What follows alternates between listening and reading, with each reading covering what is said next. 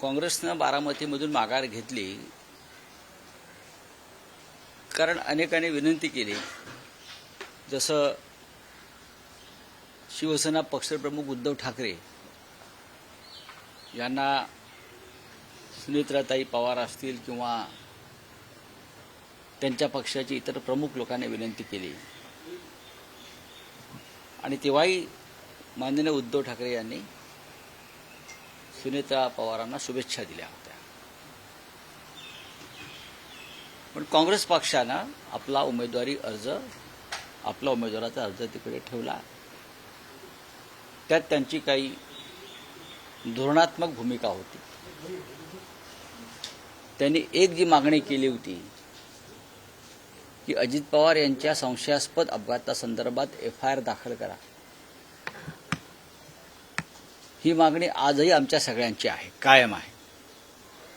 आणि त्या संदर्भात हर्षवर्धन सकपाळ काँग्रेसचे नेते आणि देवेंद्र फडणवीस यांच्यात चर्चा सुद्धा झाली शेवटच्या टप्प्यात. तरीही हर्षवर्धनजी म्हणतात की महाराष्ट्राची संस्कृती वगैरे वगैरे वगैरे आणि त्यानुसार त्यांनी माघार घेतली असेल तर त्यांच्या भूमिकेचं स्वागत केलं पाहिजे. पण ही एकच निवडणूक असते की येणारी पहिली निवडणूक मृत्यूनंतर एखाद्या नेत्याच्या ती बिनविरोध करण्याची प्रथा परंपरा महाराष्ट्रामध्ये होती. ती प्रथा परंपरा मोडली भारतीय जनता पक्षाने. त्याच्यामुळे ही निवडणूक अजितदादांना आपण श्रद्धांजली म्हणून अर्पण केली पाहिजे बारामतीची. आणि पुढल्या निवडणुकीचा आपण एकत्र महाविकास आघाडी म्हणून विचार करू. त्यात काय करता येईल, कसं करता येईल. 2029चा विषय आहे आणि महाविकास आघाडी म्हणूनच आम्हाला एकत्र लढावं लागेल. राऊत साहेब, या सगळ्या प्रकरणात काँग्रेसने साध्य काय केलं? कारण माघार घ्यायची होती, राजकीय सभ्यता, महाराष्ट्राची संस्कृती पूर्वीपासूनच आहे ना, तर या गोष्टीचा विचार सुरुवातीलाच केला गेला नाही. असं नसतं. आणि नंबर 2, राहुरीमध्ये शरद पवारांनी उमेदवार ठेवलेले आहेत. बारामतीत एक राहुरीची निवडणूक आणि बारामतीच्या निवडणुकीत फरक आहे. तुम्ही त्याची तुलना करू नका. त्याची तुलना करणं योग्य नाही. तिथेही त्या सदस्याचं निधन झालं आणि त्यामुळेच पोटनिवडणूक होते ना. नाही, आता ते अपघाती असेल, निधन हे दुःखद असतं. हो, बरोबर आहे. पण अशा प्रकारचा सभ्यपणा, सुसंस्कृतपणा भाजपनं कधीच दाखवला नाही ना. भाजपचा सभ्यपणा आणि सुसंस्कृतपणाच्याशी काय संबंध कधी अशा बाबतीत आला नाही. मी उदाहरणं दिली तुम्हाला. पंढरपूरची पोटनिवडणूक असेल किंवा नांदेडची लोकसभा पोटनिवडणूक असेल, हा सभ्यपणा भाजपच्या बाबतीत दिसला नाही. त्याच्यामुळे बारामती अपवाद आहे. मुळात निवडणूक कोणती बिनविरोध होऊ नये, पण तरीही आम्ही बारामती अपवाद करतो. आणखी एक विषय, मुख्यमंत्री एकनाथ शिंदे यांनी तुमच्या खासदारांची भेट घेतली असं म्हणत आहे.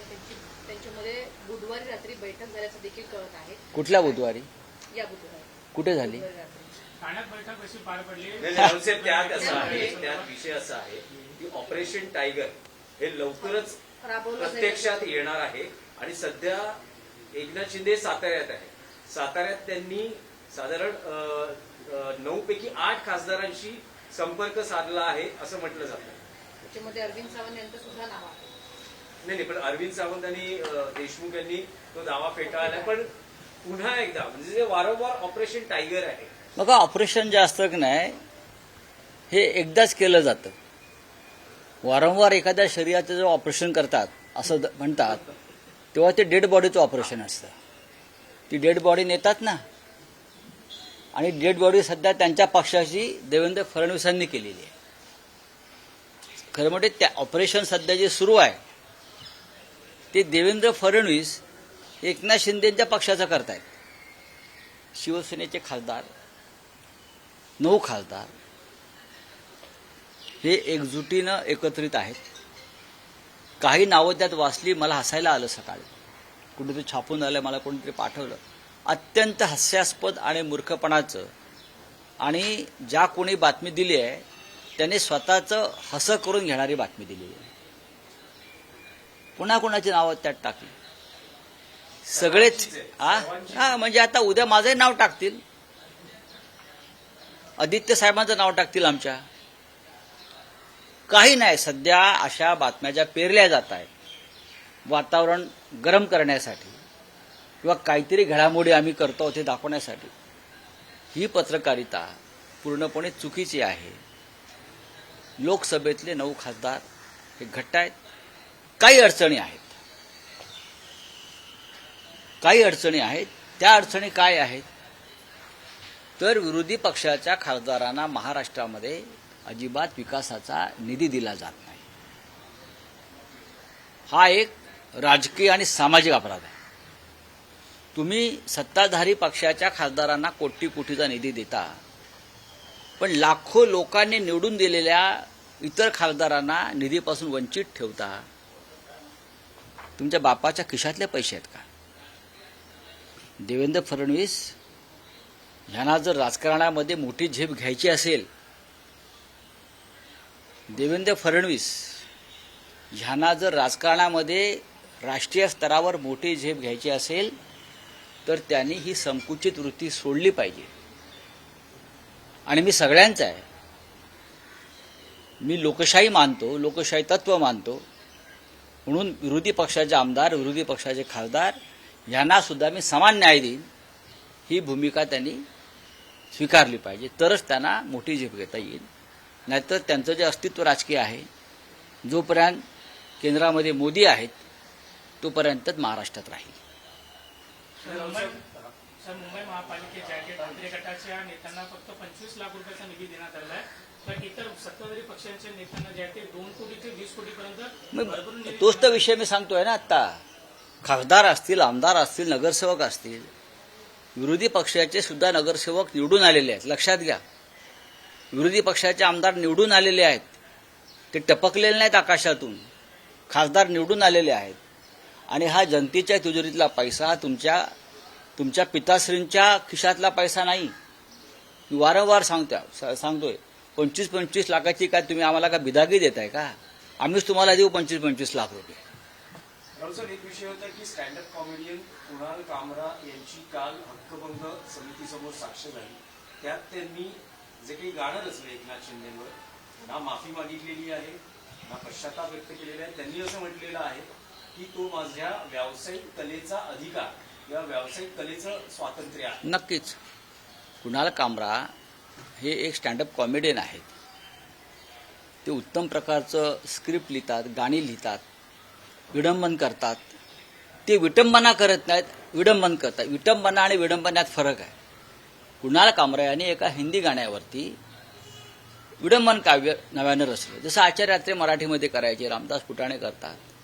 त्याच्यामुळे ह्या सगळ्या गोष्टीवरती आता फार तणाव निर्माण करणं आणि विधिमंडळाच्या त्या हक्कभंग समितीचा वेळ आणि खर्च वाया घालवणं योग्य नाही. बोलिये हिंदी में क्या है.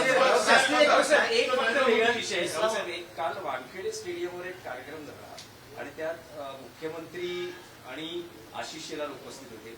त्या वानखेडे स्टेडियमवर अनेक क्रिकेटमध्ये पार्टनरशिप रचल्या गेल्या असा एक संदर्भ देत आशिष शेलारांनी जे विधान केलं ते अत्यंत वेगळ्या पद्धतीचे किंवा आशिष शेलारांच्या मन की बात आहे.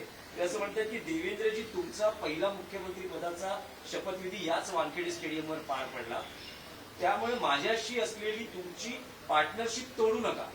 जो माझ्याशी भागीदारी करतो तो आतापर्यंत सफलच झालेला आहे. मला माहित नाही या संदर्भात. मी कधी क्रिकेटची मॅच पाहत नाही. मी या क्षणापर्यंत वानखेडे स्टेडियम पाहिलेलं नाही, एवढंच मी सांगतो. मी कधी क्रिकेटची मॅच पाहत नाही.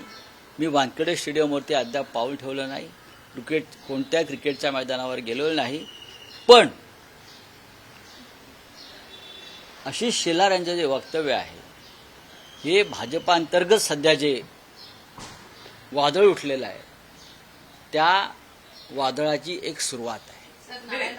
राजकीय पार्टनरशिप बद्दल ते म्हणत आहेत आणि ते आवाहन करतात मुख्यमंत्र्यांना, माझ्याशी असलेली पार्टनरशिप तोडू नका. मी तेच तर म्हणतोय, भाजपा अंतर्गत म्हणजे एखाद्या टीममध्ये जेव्हा कुरबुरी असतात तेव्हा संघ हारतो. एखादी टीम जेव्हा एकसंघ नसते आणि टीममध्येच एकमेकाचे पाय ओढण्याचे प्रयत्न होतात किंवा एकमेकाला अडकवण्याचे प्रयत्न होतात, तेव्हा ती टीम, तो संघ कोसळून पडतो. हिंदी में क्या है भाई? इस्लामाबाद में बैठक होते हैं आज। नरेंद्र मोदी कह रहे हैं कि बंगाल में इससे हो बम जाए। फैक्ट्री बनाई गई है। नरेंद्र मोदी कह रहे हैं कि बंगाल में बम बनाने वाली फैक्ट्री बनाई गई है। इस सजा क्या करें? तो गुजरात में ड्रग्स बनाने वाली फैक्ट्री बनाई गई है, ये सही है क्या नहीं? देश में जितना भी ड्रग्स अब तक पकड़ा गया है, लाखों लाखों लाखों करोड़ों का, वो सब तो गुजरात के मुंद्रा पोर्ट पर उतरा है ना। और वो ड्रग्स अफगानिस्तान से आया है और भी देशों से आया है, और वहां से उसका पूरा सार्वजनिक वितरण होता है। ड्रग्स बम से भयंकर है। बम एक जगह पे गिरेगा, लेकिन ड्रग्स पूरे देश में जाकर हमारे युवा पीढ़ी को खत्म कर रही है। मोदी जी, आप देश के प्रधानमंत्री हैं और कुछ दिन आप अगर रहना चाहते हो प्रतिष्ठा से, तो ऐसी प्रकार की अभद्र बातें मत करिए। सर, बजरंग दल के राष्ट्रीय अध्यक्ष प्रवीण तोगड़िया, उनका कहना है कि मुझे भारत का सर, प्रधानमंत्री ओवैसी जो है एकला चलो नारा लगा के बंगाल में, किस वजह से बीजेपी को फायदा क्या? ये बीजेपी को फायदा करने के लिए हमारे ओवैसी साहब जो है वो इस प्रकार के हथकंडे अपनाते हैं। अब क्या बोलूं मैं, ओवैसी इतने विद्वान आदमी है, बैरिस्टर साहब है, संयम रखना चाहिए और अपोजिशन में जो अपने साथी है उनके साथ बातचीत करनी चाहिए। आपका शत्रु बीजेपी है, आपका दुश्मन बीजेपी है, देश का दुश्मन बीजेपी है। और अगर आप अपने आप को राष्ट्रभक्त राष्ट्राभिमानी मानते हो, तो भारतीय जनता पार्टी को किसी भी तरह से मदद हो जाएगी। इस प्रकार की कोई भी चाल, राजनीतिक खेल नहीं करना चाहिए, चाहे मिस्टर ओबीसी हो या चाहे और कोई हो। Thank you.